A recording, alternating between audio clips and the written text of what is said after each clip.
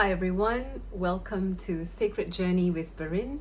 I am Varin Gill and this is my video today exploring the remaining energies of August post the heightened energy on the 8th of August, the Friday 8th of August last week, as well as post the Mercury retrograde. So Mercury went direct on the 11th of August, this Monday. So what does the rest of the month have in store for us? That is what today's video is about. I am Varin Gill. I do various things in the world of energy healing, including astrology, tarot, women's circles, teaching women how to connect with their womb, working with individuals of various ages to discover and take their power back, amongst other things. So please stay tuned for my live meditations, my live sessions that I'm currently working on, as well as a new activity that I am going to announce at the end of this video. So please stay tuned. All right. So how was last week for you? The 8th of August. 8-8, numerologically a very powerful number, a very powerful day. But it being in the middle of a Mercury retrograde just meant that it directed us towards releasing many things from the past. And it was a very powerful energy to show us who, what, where in our life needs a complete review, endings, boundaries, or anything else that helps you take your power back from whatever it is that has been taking your power, or rather you've chosen to give them your power. So post the Mercury retrograde, we have what's called a shadow period, which will last for 2 weeks. And in these 2 weeks, you will get an opportunity to re-review anything from the 3-week Mercury retrograde period that you may have missed. So use that time, use that energy, use any messages that come up, particularly this week, because the Jupiter and Venus conjunction that is happening this week on the 13th of August, we have the beautiful planet Jupiter, our guru planet, our Dharma planet, meeting Venus, the planet of luxury and beauty and pleasure, and actually deep wisdom too. Both of them coming together in conjunction this week. It's already happening. If you're listening to this video this week, post the Mercury retrograde, so you may have already started to maybe see any new opportunities, any new ideas, any new people, anything that you may have been looking forward to that may have come through in a different way, but it still feels like abundance, right? That's what this week should feel like for you, a relief of sorts. Then we have Jupiter entering a new nakshatra. So in Vedic astrology, right, this is a Vedic astrology forecast. I also do Western astrology, but for the intentions of my forecast and my work, I am in the process of focusing on Vedic astrology at the moment.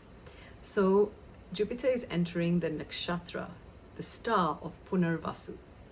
And Punarvasu, the star Punarvasu, is ruled by the beautiful goddess Aditi. Aditi is the goddess of all goddesses. She is the portal that builds, that creates devas, gods. She is the nourisher, and she is the nakshatra that comes right after Ardra nakshatra, which is a nakshatra of destruction, rebirth, maybe in a very calamitous way, chaotic way, that has been the energy we've been experiencing over the last 2 months. This energy that we're entering into this July 13th onwards, which we're going to experience until June 2026, is a nourishing energy. Of course, it doesn't stop the world from having things that feel painful, but with nourishment, we're going to start looking for solutions to various things that we're just so tired of having to deal with in our lives. We want to make peace with a lot of things now. So let's welcome this shift in energy. It doesn't mean Jupiter is changing signs. It's remaining in the sign of Gemini. It's just changing nakshatras. So I wish you all the benevolence of Jupiter in Punarvasu. Next, we have a new moon in the sign of Leo on the 23rd of August. The sun will enter Leo the 16th of August this week.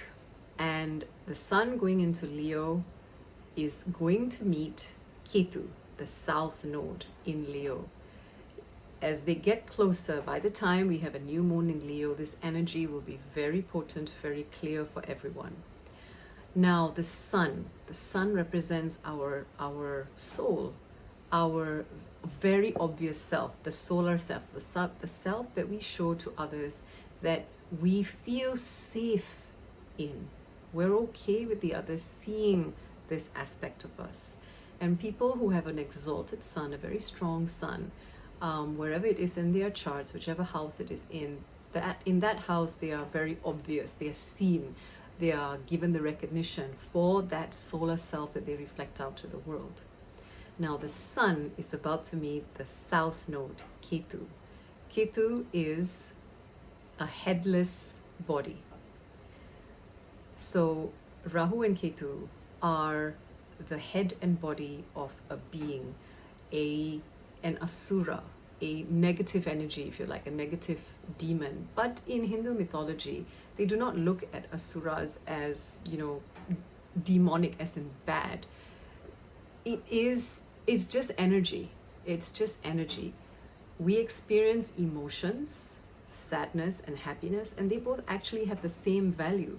Because without sadness, we do not have happiness. In this earth that we live in duality. And by living in duality, we are meant to experience everything.